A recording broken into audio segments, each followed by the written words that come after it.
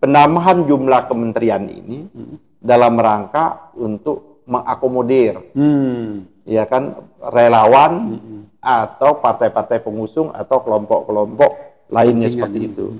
Saya orang yang tidak termasuk mendikotomikan bahwa menteri itu ada orang bilang harus zakon kabinet. Nah, saya setuju zakon kabinet, kabinet ahli. Tapi kabinet ahli ini bisa diambil sumbernya itu dari partai, bisa sumbernya diambil di luar partai, kaum profesional atau apapun.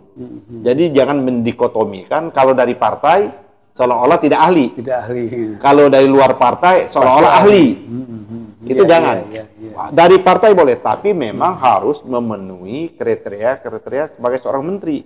Kalau kita kembali lagi apa yang dikemukakan oleh Pak Prabowo dan banyak yang orang sudah merespon, apa urgensinya menambah kabinet? Postulat atau postur kabinet baru kan bisa, program itu kan bisa dimasuk-masukkan. Karena ada sesuai dengan janjinya, dia mencoba untuk mengeksekusi janji itu dengan bentuk kementerian baru seperti itu. Apa? Misalnya janji ke program makan siang. Contoh kayak Pak Makan Siang kan ada menteri ketahanan apa namanya? Ketahanan pangan. Sumber daya manusia dan ketahanan macam-macam seperti itu.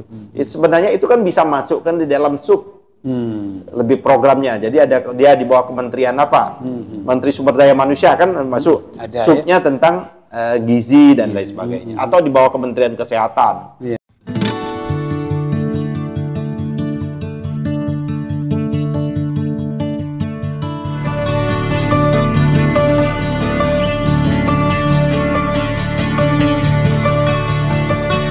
Bismillahirrahmanirrahim. Assalamualaikum warahmatullahi wabarakatuh. Pemirsa TV Masyumi dan Ahmad Yani Channel dimanapun berada, siang ini kita akan dialog lagi, akan bincang-bincang lagi tentang masalah di negara kita ini terkait dengan penyusunan kabinet. Seperti kita ketahui, Prabowo dan Gibran setelah ditetapkan oleh KPU sebagai presiden dan wakil presiden terpilih, nanti pada saat waktunya yaitu Oktober tanggal 20 akan dilantik. Kemudian tentunya beberapa hari kemudian akan mengumumkan kabinet yang akan membantu pemerintahan Prabowo dan Gibran. Nah, untuk bahas ini seperti kita ketahui soal kabinet ini banyak sekali kontroversinya terkait pertama tentang seperti bagi-bagi kursi jatah ya bagi para partai-partai pendukung dan juga dari sisi jumlah. Ya, jumlahnya ini karena mungkin tuntutan dari partai-partai politik yang memang sudah merasa berjasa gitu memenangkan Prabowo Gibran, maka menuntut untuk mendapatkan kursi menteri. Oleh karena itu ada keinginan untuk menambah jumlah kabinet, jumlah kementerian dari 34 menjadi 40. Dan itu tentunya harus mengubah undang-undang karena undang-undang ya hanya mensyaratkan maksimal 34. Nah, untuk bahas ini Ketua Umum Partai Masyumi Pak Ahmad Yani yang kebetulan juga pakar hukum tata negara akan menyampaikannya. Assalamualaikum Pak Dr. Ahmad Yani SAMH. Waalaikumsalam warahmatullahi wabarakatuh. Silakan Pak Ketum, gimana kira-kira pendapat Pak Ketum nih soal kabinet yang harus kelihatannya gitu tuntutannya untuk akomodasi partai-partai itu maka mau ditambah jumlah kabinet, gimana sih? Yang pertama tentunya kenapa muncul undang-undang tentang kementerian ini? Ini kan ada asbabul nuzulnya atau asbabul kisahnya atau asbabul ceritanya seperti itu. Ini kan sama-sama kita ketahui pasca atau setelah reformasi pada waktu Presiden Gus Dur terpilih menjadi presiden, Gus Dur terpilih menjadi presiden melalui MPR. Kita sama-sama ingat pada waktu itu, Mas Heri, Gus Dur itu kan membubarkan 2 kementerian. Ya kan dibubarkan oleh Gus Dur, satu Menteri Sosial, satu lagi Menteri Penerangan pada waktu itu. Sehingga dampaknya kan luar biasa juga. Itu tidak hanya sekedar bahwa pembubaran, tapi bagaimana kepegawaian Kementerian Sosial pada waktu itu, Menteri Penerangan itu kan menimbulkan kompleksitasnya luar biasa. Dan oleh karenanya memang walaupun kementerian ini kalau kita harus paham berdasarkan konstitusi kita ini memang memberikan hak prerogatif mutlak presiden itu dibantu oleh pembantu-pembantunya, dalam hal ini menteri, dalam rangka untuk mewujudkan visi dan misi presiden. Ya, atau janji-janjinya presiden lah. Kan presiden punya janji-janji yang dituangkan di dalam visi misi pada waktu menjelang pencalonan presiden atau pada waktu menjelang biasanya dibuat itu kampanye.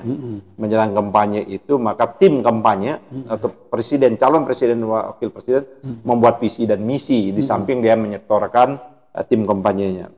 Nah, kalau kita lihat di Undang-Undang Dasar kita memang di pasal 17 itu presiden itu kan dibantu oleh menteri-menteri negara itu. Dan menteri-menteri negara diangkat dan diberhentikan oleh presiden sebagaimana yang kemarin tema kita yang lalu. Tidak ada mandat diberikan konstitusi itu kepada wapres. Wakil presiden. Wakil presiden nggak ada. Semuanya menyebut presiden. Diksi frasa presiden. Dan oleh karenanya, karena ini memang menyangkut hak mutlaknya presiden, tapi hak mutlaknya presiden dibatasi. Dia tidak boleh semau-maunya. Sebagaimana saya kemukakan tadi kan ada dampak. Nah, oleh karenanya kan kalau kita lihat pembentukan pasal 17 ayat 4, ini Undang-Undang Dasar ya. Pasal 17 ayat 4 Undang-Undang Dasar itu pembentukan, pengubahan, pembubaran Kementerian Negara diatur di dalam undang-undang. Ini pasal ini. Pasal ini lihat hasil amandemen itu setelah Gus Dur terpilih dan setelah Gus Dur ya kan membubarkan beberapa kementerian, sehingga dimasukkan betul pasal 17 ayat 4 ini Undang-Undang Dasar. Pembentukan, pengubahan, pembubaran Kementerian Negara diatur di dalam undang-undang. Karena kan ada pembentukan kementerian baru dan lain sebagainya. Apalagi kan kalau kita lihat Pak Prabowo ini ada mengeluarkan gagasan dan ide. Ada beberapa nomenklaturnya itu kementerian baru seperti itu. Nah, persoalannya pada waktu itu juga kita lihat di dalam media dan pernyataannya itu akan membentuk 40 kementerian. Udah ada angkanya ya? Sudah ada nominal. Kan ada penambahan mantan Menko dan lain sebagainya seperti itu. Ya. Nah, di undang-undang tentang kementerian itu dibatasi. Kementerian itu maksimum 34. Artinya kalau memang Pak Jokowi nanti akan membentuk menteri yang lebih dari 34, maka dia harus merubah undang-undang. Pak Prabowo. Makanya ini dia merubah dua cara dia merubah undang-undang, melalui legislative review, ya kan? Atau melalui executive review. Executive review itu melalui Perpu. Perpu kan bisa kan, Perpu kan satu tingkat, satu derajat dengan undang-undang. Walaupun saya secara pribadi sebenarnya Perpu itu tidak relevan lagi setelah kekuasaan membentuk undang-undang itu ada di DPR. Legislatif. Karena konteks historis, konteks sosiologisnya dan filosofisnya sudah kehilangan. Tapi kan pasal itu secara tekstual, secara teks norma itu masih ada di Undang-Undang Dasar. Maka secara aspek yuridis, maka masih diberikan kewenangan pada presiden untuk mengeluarkan Perpu. Tapi seharusnya betul-betul Perpu itu dalam keadaan hal ihwal kegentingan yang memaksa. Pertanyaannya, apakah penambahan menteri atau kementerian itu termasuk kategori hal ihwal kegentingan yang memaksa? Kalau menurut pandangan saya tidak. Tidak darurat lah ya. Tidak darurat. Dan oleh karenanya sesungguhnya tinggal kalau mau ya itu jumlahnya 4 kan, tinggal nanti penamaannya juga kan harus merubah juga. Ya kan sebutkan pembentukan, pengubahan dari kan nama pengubahan seperti itu. Nah, bisa Pak Prabowo. Tapi jangan sampai bahwa penambahan jumlah kementerian ini dalam rangka untuk mengakomodir ya kan relawan atau partai-partai pengusung atau kelompok-kelompok lainnya seperti itu. Saya orang yang tidak termasuk mendikotomikan bahwa menteri itu ada orang bilang harus zakon kabinet. Nah, saya setuju zakon kabinet, kabinet ahli. Tapi kabinet ahli ini bisa diambil sumbernya itu dari partai, bisa sumbernya diambil di luar partai, kaum profesional atau apapun. Jadi jangan mendikotomikan kalau dari partai seolah-olah tidak ahli. Tidak ahli. Kalau dari luar partai seolah-olah ahli. Itu jangan. Dari partai boleh, tapi memang harus memenuhi kriteria sebagai seorang menteri. Karena yang melakukan eksekusi program presiden itu kan menteri nanti itu. Dan kita bisa membuktikan tidak ada hambatan sesungguhnya orang partai itu untuk jadi menteri. Ada orang menyatakan juga boleh menteri, tapi jangan mereka yang bergerak di bidang hukum atau jaksa agung dan sebagainya. Dan fakta pernah membuktikan orang partai bahkan jauh lebih bagus dari bukan orang non partai. Misalnya. Baharudin Lofa. Oh iya. Baharudin Lofa itu kan orang partai. Dari PBB waktu itu. Dia ketua Dewan Pakarnya P3 dulu. Oh P3. Jadi Baharudin Lofa itu ketua Dewan Pakarnya P3, diangkat jadi Menteri Kehakiman pada waktu itu. Menjelang berakhirnya atau menjelang dilengsernya Gus Dur, dia diangkat menjadi jaksa agung. Tidak ada satu orang pun di Republik ini yang meragukan yang namanya Pak Baharudin Lofa. Baik integritas, ya kan, kapabilitas, dan semuanya lah. Kecuali isi tas. Beda ya. Kecuali isi tas. Iya. Satu lagi Pak Kasman. Sebelum Pak Kasman itu yang Abdurrahman yang PBB dulu. Itu Pak Kasman kan jauh sebelumnya. Iya, makanya. Zamannya waktu kita setelah kemerdekaan. Iya. Ya kan Pak Kasman. Waktu zamannya reformasi ya Pak Abdurrahman Saleh, Bang Abdurrahman Saleh. Ya, Abdurrahman Saleh itu PBB adalah profesional awalnya. Saya kenal dekat beliau itu jauh sebelumnya adalah lawyer. Dari LBH lagi malah. Iya. Lawyer, setelah jadi lawyer dia menjadi notaris. Pada zaman reformasi, nah itu model itu kita perlu akui zamannya reformasi dulu, awal adalah hakim-hakim bukan melamar kayak sekarang ini. Kalau sekarang ini hakim melamar pekerjaan, job seeker kayak gitu. Kalau dulu orang-orang yang punya kualitas yang dicari dan diusulkan, dicalonkan, maka muncul namanya Pak Bagirmanan, Artijo Alkausar, terus Laica Marjuki, Hasnatabaya dan macam-macam. Itu memang dicari memang orang yang punya integritas betul untuk menjadi hakim. Nggak ngelamar ya? Nah, waktu itu memang Abdurrahman Saleh juga nggak ngelamar. Dia Abdurrahman Saleh itu diangkat menjadi hakim agung dan kebetulan pada waktu itu mengadilin Bang Akbar Tanjung.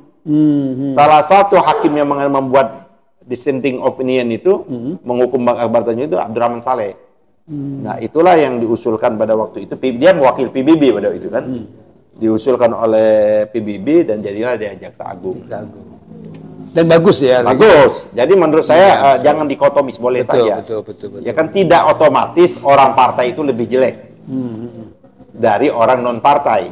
Seperti itu. Artinya atau orang non partai dipastikan jauh lebih bagus, belum tentu juga. Iya. Artinya usulan zakon kabinet ini saya setuju. Zakon kabinet boleh. Memang harus menteri itu memang orang ahli di bidangnya kayak gitu loh.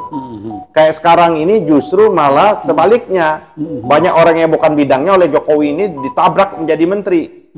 Yang itu yang menurut saya menjadi kita loh bagaimana? Contoh, bagaimana mungkin menteri kesehatan itu Budi Gunadi yang orang tidak pernah berkecimpung di dunia kesehatan, di dunia medis ya, di orang medis ya.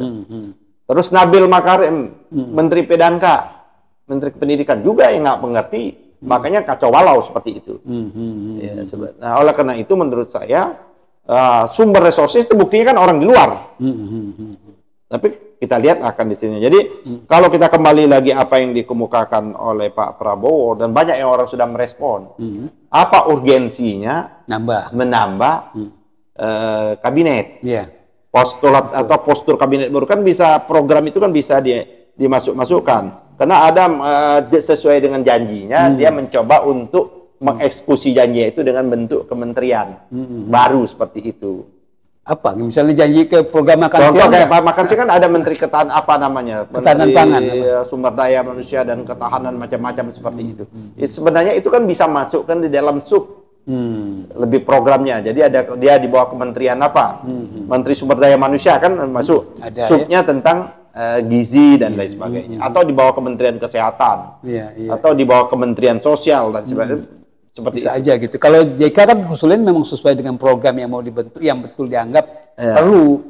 Nah, apakah makan siang misalnya walaupun bisa dimasukkan ke sub gitu kan, artinya jangan yang seperti itulah. Kalau saya gini ya, apa namanya itu walaupun janji ya, Kalau saya itu tidak begitu pas kalau kita itu membuat makan siang gratis.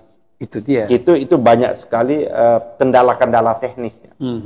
Kita ini bukan negeri yang bersifat lands ya, yang daratan. Kita negeri kepulauan. Saya ini udah bolak-balik ke Papua. Itu kita hambatannya luar biasa. Ya kan, di mana pusat makan gratis itu nanti?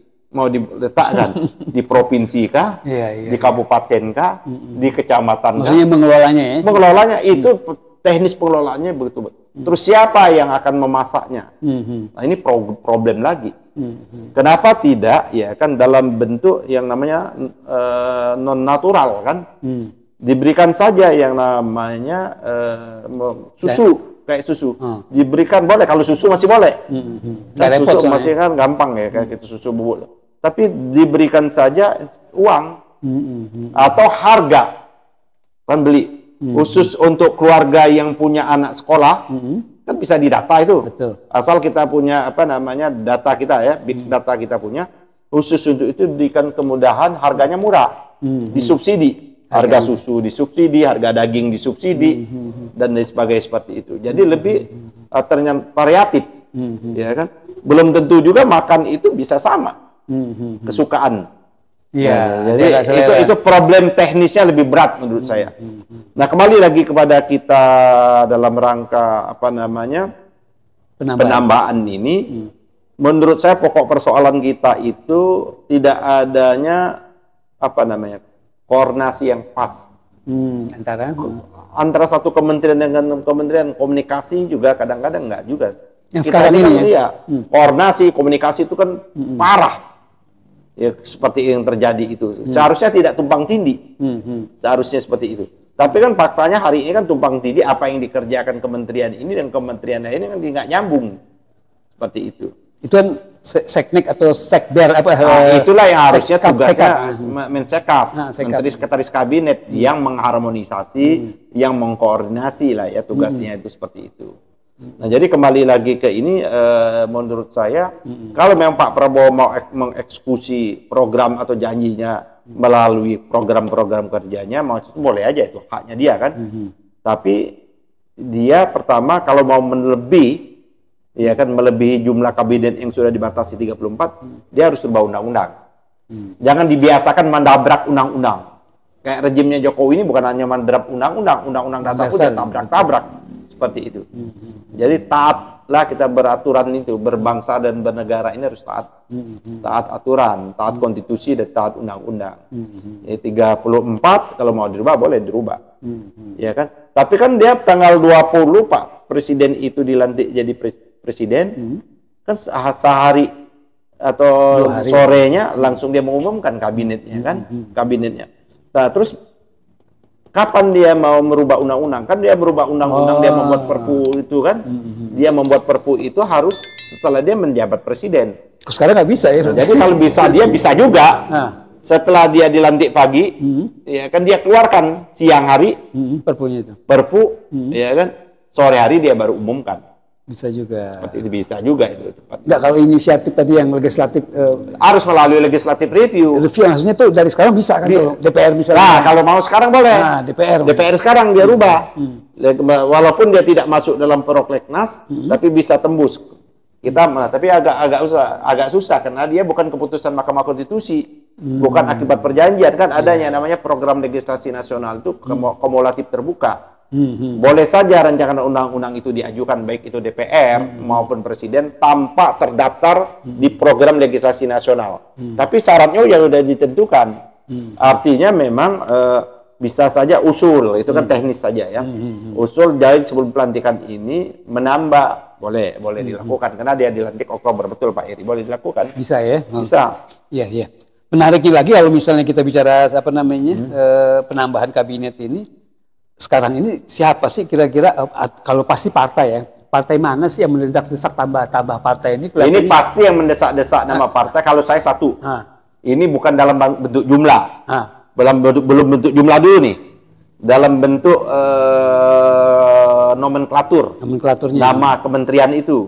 Ini kan tentunya Pak Prabowo sesuai dengan janjinya dan sebagainya, ada beberapa kementerian kan, nama baru kalau kita lihat di media sosial kan. Nah, itu artinya dalam itu kepentingannya ada kepentingan Pak Prabowo bagaimana mengeksekusi janji dan program-program kerjanya. Itu tapi bisa saja juga dari koalisi-koalisi ini. Supaya dia mendapat jatah lebih banyak. Betul. Jatah lebih banyak seperti itu. Padahal bisa saja juga tidak usah menambah jumlah menterinya, tapi ditambah wamennya.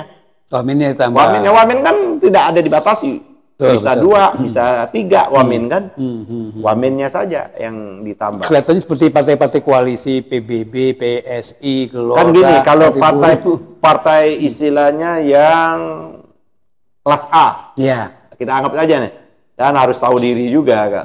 Partai kelas A itu yang kemarin pemilihan dan dia masuk parlemen. Siapa partai yang kelas A ini kalau dari komposisi koalisinya Pak Prabowo ini? Satu Golkar, ya toh. Yang kedua PAN, Gerindra, Demokrat. Ya kan 4 itu partai yang seperti itu. Nah, yang lainnya partai yang non parlemen. Di situ ada PBB, di situ ada Garuda, di situ ada PSI. Nah, termasuk kawan kita Agus Jabo, Buruh kan? Ya kan. Terus ada partainya Fahri Hamzah, Gelora. Ada 5 ya, 5 partai yang di luar parlemen itu. Nah itu kayak yang nah kalau itu saya kira bisa masuk aja, ditampung aja jadi wamen lah. Gitu ya. Jadi artinya tetap tapi diposisikan jadi wakil menteri gitu ya. Nggak harus istilahnya nggak harus menteri ya, nggak harus nambah-nambah nomenklatur menteri gitu kan. Oke, menarik ini kalau kita bicara soal kementerian yang jumlahnya diusulkan untuk ditambah dari 34 menjadi 40. Tentu ini kita akan bertanya-tanya, pasti ini ada desakan-desakan dari anggota koalisi, ya, terutama partai-partai non-parlemen, partai-partai 0, istilahnya, yang supaya mendapatkan kursi kabinet. Tadi ada pendapat dari Pak Ketua Umum Partai Masyumi supaya 5 partai koalisi yang kecil-kecil ini itu bisa jadi wakil menteri. Mungkin gini Pak Eri, ada lagi yang memang walaupun dia kecil, walaupun dia nggak masuk parlemen, tapi kan ada peran yang cukup signifikan. Contoh, kalau Bang Yusril kayaknya jadi wamen nggak mungkin. Kalau dia dapat jatah wamen berarti orang lain, ya kan, kayak kemarin kan di Menteri Tenaga Kerja. Kalau Bang Yusril itu kan dia sudah pernah jadi Menseknek, dia sudah pernah jadi Menkumham. Kalau menurut saya Bang Yusril itu tingkatnya ya pas Menko, dia itu. Menko dong. Ya, Menko. Kalaupun mau dia kan artinya kalau dia mau masuk lagi kan yang memang bidangnya Bang Yusril Menkumham atau Menseknek atau Menteri Sakit Kabinet. Tapi kan itu sudah dia lalui puluhan tahun yang lalu. Bang Yusril itu kan sudah melalui. Tahun 99 dia udah jadi menteri itu.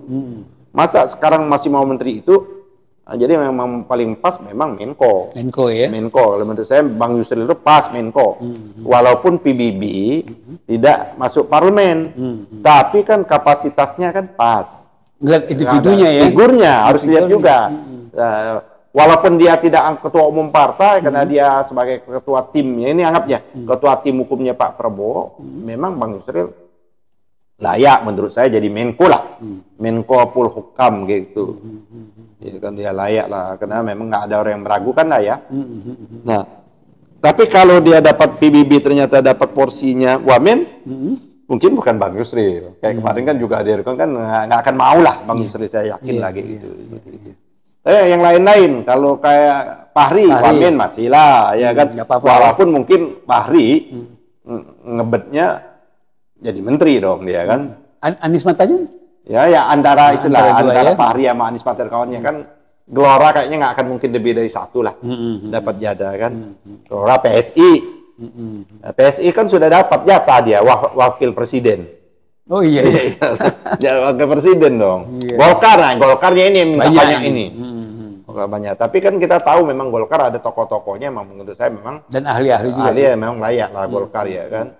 Terus Gerindra juga cukup banyak tokoh-tokohnya. Ya kan saya kenal beberapa orang memang layak untuk jadi menteri di Gerindra. Demokrat ya ada, cuman jangan kayak inilah apa AHY lah ya. Ya kan sebelumnya diangkat jadi menteri kritik abis IKN macam-macam ya kan. Diangkat jadi menteri puji-puji. Saya kira kita itu harus berintegritas.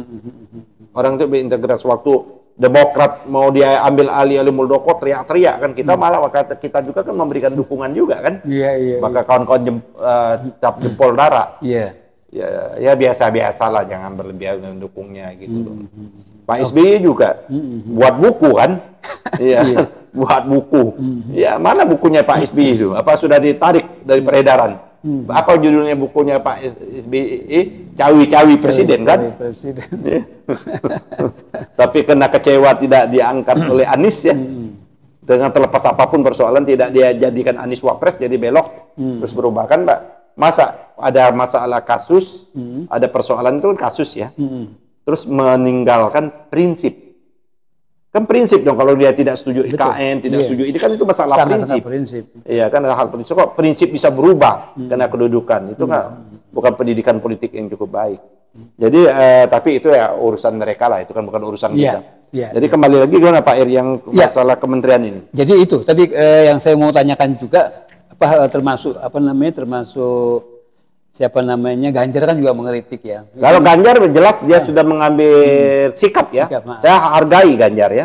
Saya hargai sikap dia, walaupun ada juga yang nyinyir, yang ngebully. Memang siapa yang nawarin Ganjar? Ya kan. Pak Prabowo ini kan orangnya harmoni. Kalau bisa diajak semua, bisa saja Pak Prabowo mau. Jadi orang yang nyinyir, orang yang takut Ganjar masuk itu takut porsinya berkurang. Betul. Tapi Ganjar ya kita bagus ya, memang ini sudah selayaknya, patut kita apresiasi. Ganjar ini kan teman saya juga di DPR. Menurut saya sebuah risiko di dalam elektoral, kalau menang itu hal yang biasa. Ya kalau kita kalah ya kita menahan diri. Kita membangun lagi kekuatan, kita menjadi kelompok penyeimbang, ya kan, atau kelompok penyeimbang atau oposisi lah kalau bahasanya itu, yang di luar pemerintahan. Kalau di parlemen kan punya fungsi dan tugas masing-masing seperti itu. Jadi Ganjar bagus, ya udah mengambil garis tegas. Artinya itu istilahnya bukan apa memang oposisi. Dan kita berharap Anies juga mengambil langkah seperti itu gitu loh. Nah kalau Muhaimin kan dia punya partai, beda lagi itu ya. Seperti itu. Oke, terima kasih Pak Ahmad Dhani, Ketua Umum Partai. Jadi kalau kita ulangin lagi bahwa kementerian diatur Undang-Undang Nomor 39 Tahun 2008 itu jumlahnya sudah dibatasi. Maksimum 34. Jadi 34,5 pun nggak boleh. Artinya Pak Eri, kalau memang Pak Prabowo mau menginginkan, mulai sekarang kan dia punya fraksi di Gerindra, di DPR. Rubah dulu.